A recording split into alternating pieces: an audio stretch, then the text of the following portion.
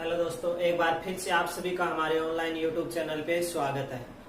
आज की इस क्लास में हम अपना नेक्स्ट टॉपिक ग्रेविटेशन स्टार्ट करने वाले हैं। तो इस टॉपिक को स्टार्ट करने से पहले मैं इसकी एक स्टोरी सुनाता हूँ, किस प्रकार इसकी खोज हुई। तो हमारे भौतिक विज्ञान के बहुत ही बड़े साइंटिस्ट जिनका नाम था न्यूटन, तो उनके द्वारा इनकी खोज की गई। वो अपने समय में किसी एप्पल के पेड़ के नीचे दोपहर के समय रेस्ट कर रहे थे।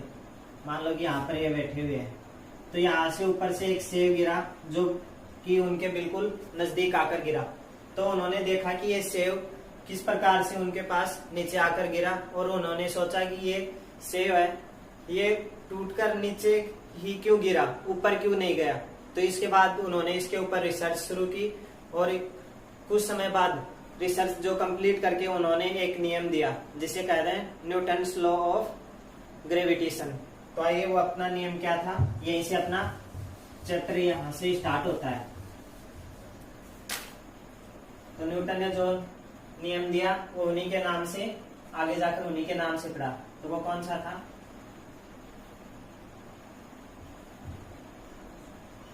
न्यूटन का गुरुत्वाकर्षण नियम।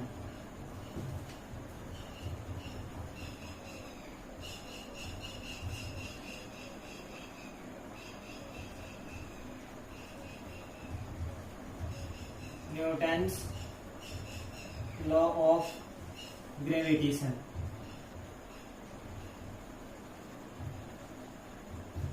Newton's law of gravitation. तो इस नियम के अकॉर्डिंग न्यूटन ने क्या कहा कि जो ब्रह्मांड का प्रत्येक कण है वो एक अन्य कण को अपनी ओर आकर्षित करता है।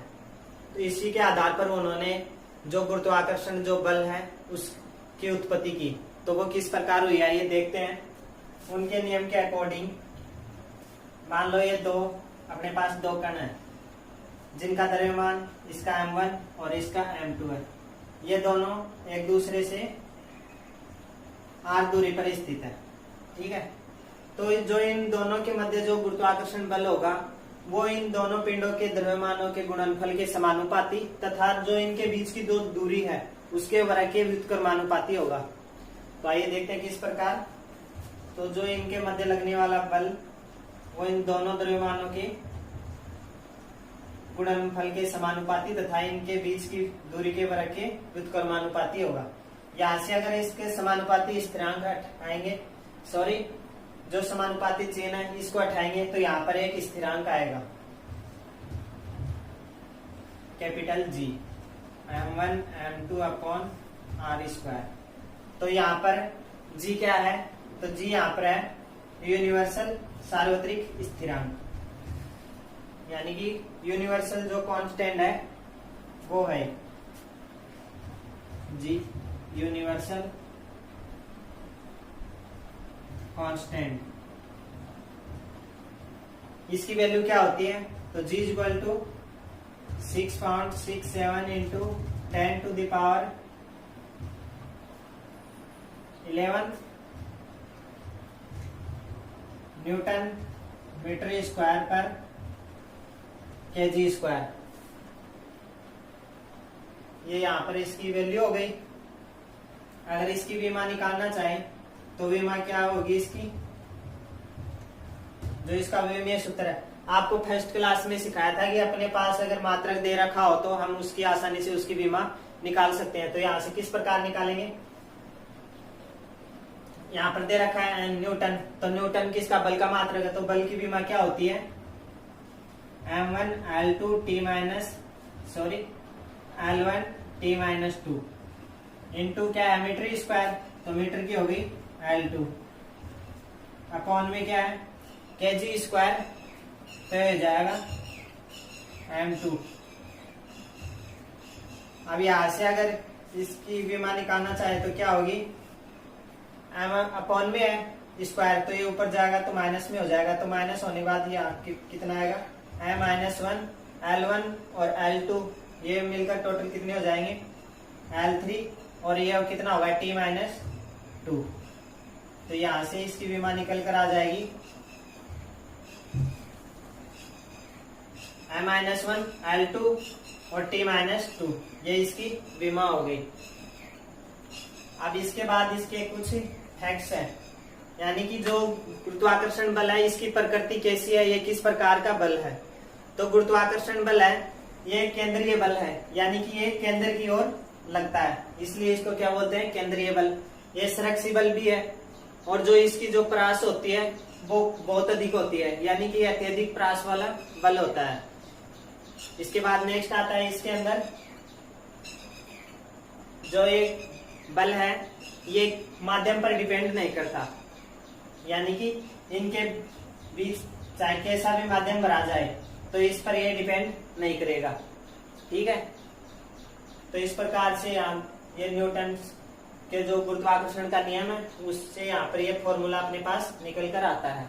इस फॉर्मूले पर एग्जाम में न्यूमेरिकल पूछे जाते हैं, या इस पर बेस्ड जो क्वेश्चन है वो एग्जाम में बनते हैं। इसके बाद आता है नेक्स्ट अपना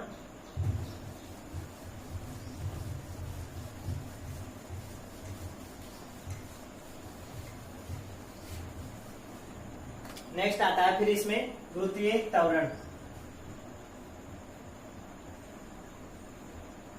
गुरुत्वीय त्वरण, एक्सीलरेशन,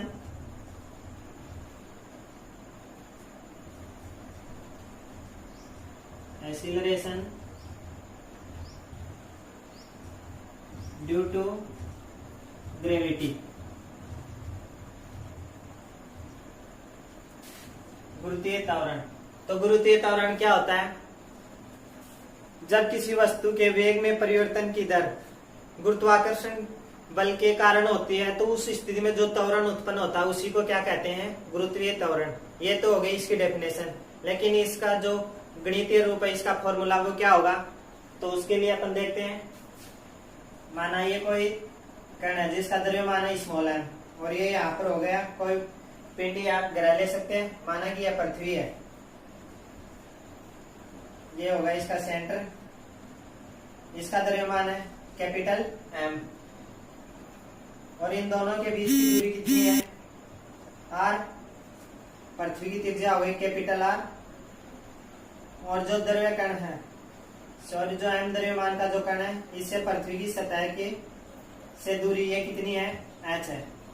तो यहां से इन दोनों कणों के मध्य जो लगने वाला बल है वो किसके इक्वल होगा, तो ये होगा F = gm, यानी कि इस कण पर पृथ्वी के द्वारा दो बल लगाया गया है वो क्या हो गया, gm। F = gm, यहाँ पर g क्या है, ये गुरुत्वीय त्वरण है, तो यहाँ से अगर g की वैल्यू फाइंड आउट करें तो क्या होगा, F/m। F क्या है, गुरुत्वीय त्वरण, यानी कि दो कणों, द्रव्य कणों के मध्य लगने वाला जो बल होता है वही। तो यहाँ पर दो क्या है, माना कि इसका द्रव्यमान तो अपने पास कैपिटल M है और ये है स्मॉल m, तो इन दोनों के मध्य लगने वाला बल क्या होगा, तो F = g कैपिटल M पृथ्वी का द्रव्यमान, और ये होगा स्मॉल m कण का द्रव्यमान, और इन दोनों के बीच की दूरी का वर्ग, और अपॉन में क्या है, स्मॉल m, तो m से m कैंसिल हो गया, तो यहाँ पर g की वैल्यू क्या आ गई अपने पास, gm/r²।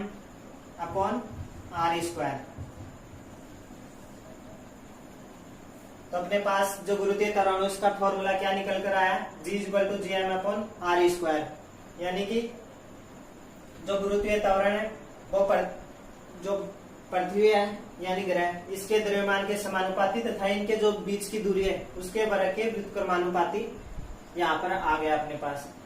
ठीक है, इसके बाद अगर ये पृथ्वी की सतह पर गुरुत्वीय त्वरण की वैल्यू फाइंड आउट करना चाहे तो क्या होगा, तो gm/R²।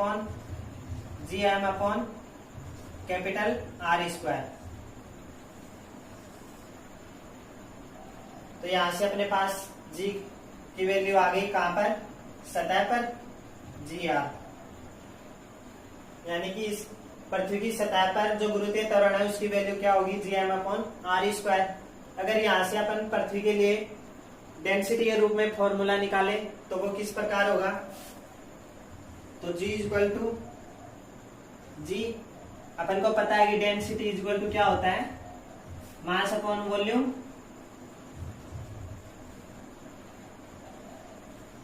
तो मास अपने पास यहाँ पर क्या दे रखा है, m रो, और वॉल्यूम क्या आता है, पृथ्वी क्या है गोलाकार, तो इसका वॉल्यूम क्या होगा, कैपिटल M अपॉन 4/3 पाई r क्यूब।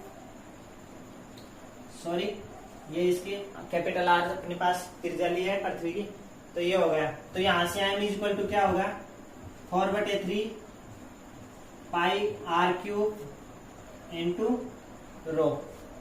तो ये अपने पास m की वैल्यू आ गई। तो यहां से m की वैल्यू इसमें रखे तो क्या होगा, तो ये आ जाएगा 4/3 पाई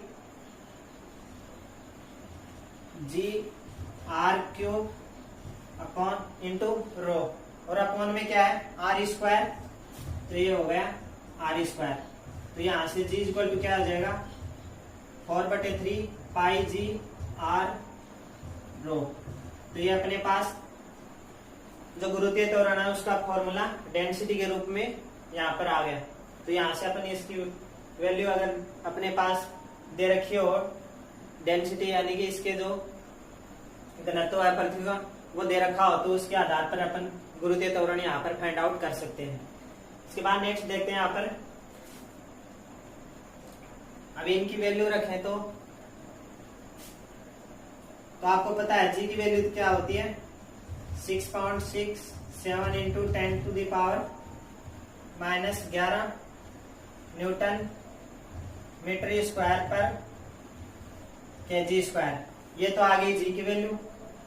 और पृथ्वी की त्रिज्या क्या होती है, तो ये होती है 6400 किलोमीटर।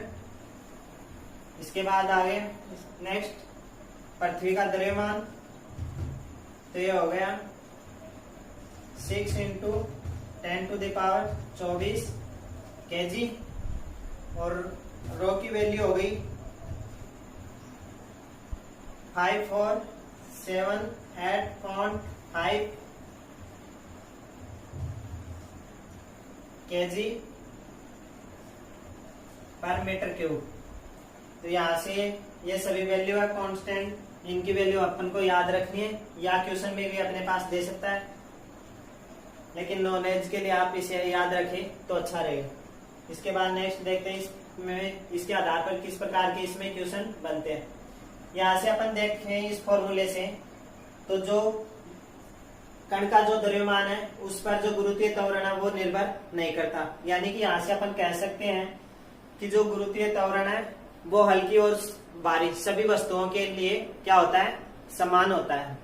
इसके साथ ही जो गुरुत्वीय त्वरण है वो किस किस पर डिपेंड करेगा, तो ये ग्रह यानी कि पृथ्वी के द्रव्यमान पर, इसकी त्रिज्या पर यानी कि इसके आकार पर निर्भर करेगा, और यहाँ से अपन निकाल गए डेंसिटी के रूप में, तो यानी कि इसके पृथ्वी के जो घनत्व है उस पर भी ये डिपेंड करता है। इसके बाद नेक्स्ट इसमें किस किस प्रकार के क्वेश्चन एग्जाम से रिलेटेड बनते हैं, तो एक एक करके इन फॉर्मूलों पर बेस क्वेश्चन लेते हैं।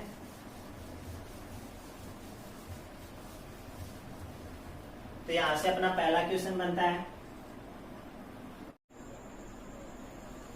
तो ये अपने पास क्वेश्चन दे रखा है, दो समान एम द्रव्यमान के कण एक दूसरे से r दूरी पर स्थित है तथा इनके मध्य लगने वाला गुरुत्वाकर्षण बल है वो क्या है, F है। यदि इनके मध्य की दूरी को आधा कर दिया जाए तो इनके मध्य लगने वाला गुरुत्वाकर्षण बल क्या होगा। तो ये गुरुत्वाकर्षण बल का जो फॉर्मूला बेस क्वेश्चन है उस पर आधारित है। तो उसके लिए सब सॉल्व करने के लिए सबसे पहले आपको इसका फॉर्मूला पता होना चाहिए। तो गुरुत्वाकर्षण बल का फॉर्मूला क्या होता है, F equal to Gm1 m2 upon r square. यहाँ पर m1 m2 क्या है, दोनों कणों के मध्य दोनों कणों का द्रव्यमान। तो यहाँ पर अपने पास दे रखा है दो समान m द्रव्यमान के कण है, तो यहाँ पर अपन ले सकते हैं m1 और m2 क्या है, दोनों इक्वल, तो यहाँ हो जाएगा m स्क्वायर और अपॉन में r स्क्वायर।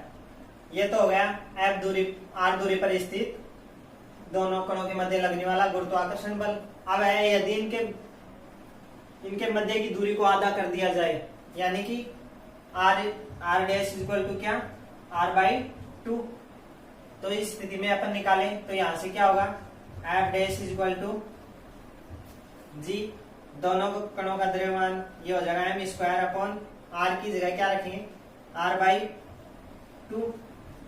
तो यहाँ से क्या आ जाएगा अपने पास F dash is equal to G M square upon R का स्क्वायर आर स्क्वायर और अपॉन में 2 का स्क्वायर है तो ये इंटू में आ जाएगा, कितना हो जाएगा n2 4। तो यहाँ से अपन लिख सकते हैं ये किसकी वैल्यू है, एफ की वैल्यू है अपने पास। तो यहाँ से F dash is equal to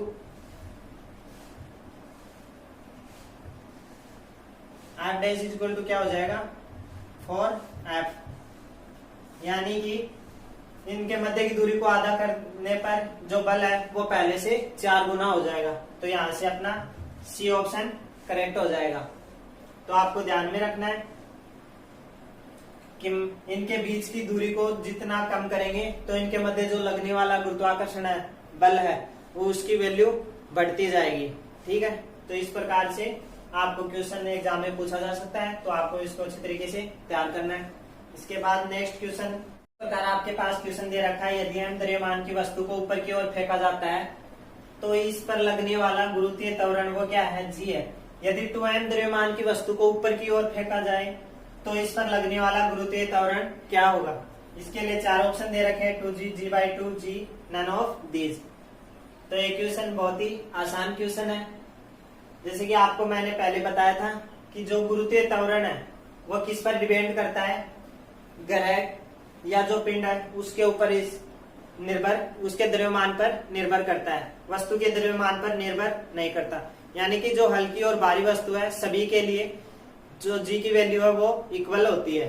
ठीक है, तो यहाँ पर जो m द्रव्यमान की वस्तु ऊपर फेंका गया है और दूसरी कौन सी है 2m द्रव्यमान की वस्तु, तो इनके दोनों पर लगने वाला गुरुत्वीय त्वरण है वो g ही होगा। यानी कि ये अपरिवर्तित रहेगा क्योंकि ये वस्तु के द्रव्यमान पर निर्भर नहीं करता। तो यहाँ से अपना ऑप्शन क्या हो जाएगा जी, क्योंकि वस्तु के द्रव्यमान पर ये निर्भर नहीं करता।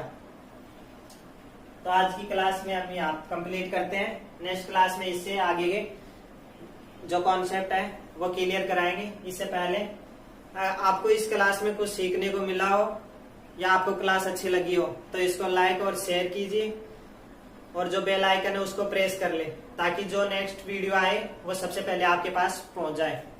ठीक है, तो थैंक यू, नेक्स्ट क्लास में मिलते हैं।